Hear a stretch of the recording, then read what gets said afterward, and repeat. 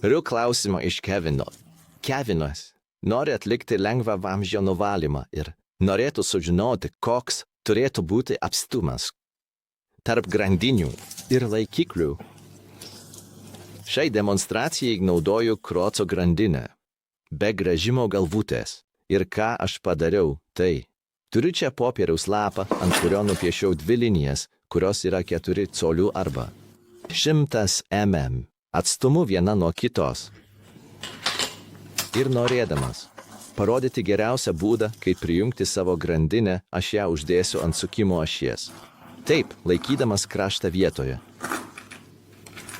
Ir aš jas atidarysiu taip, kad įsitikinčiau, jog jos turi tobulą atstumą lengvam vamzdžio nuvalymui.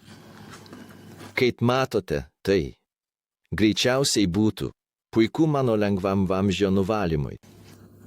Tuo momentu naudosiu savo patikimą sausainių rašiklį ir padarysiu mažą žymę, kad prisimintų, kur tai buvo.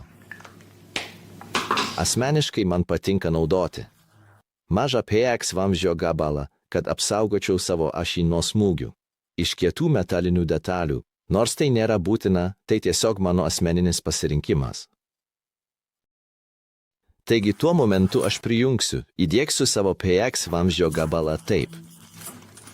Vėl uždėsiu savo galą taip. Ir surasiu savo žymę, kurią turiu taip. Tikriausiai visgi naudosiu savo šešiakampius raktus, kad tvirtai užsukčiau, kad viskas būtų gerai. Ei, laikykis ramiai. Štai taip įsitikink, kad šie junginiai yra tikrai tvirtai sujungti, nes nenori, kad jie nukristų į nuotekas ir negalėtum jų atgauti. Štai taip. Akivaizdu, kad ir kita pusė taip pat. Taip. Gražiai ir tvirtai.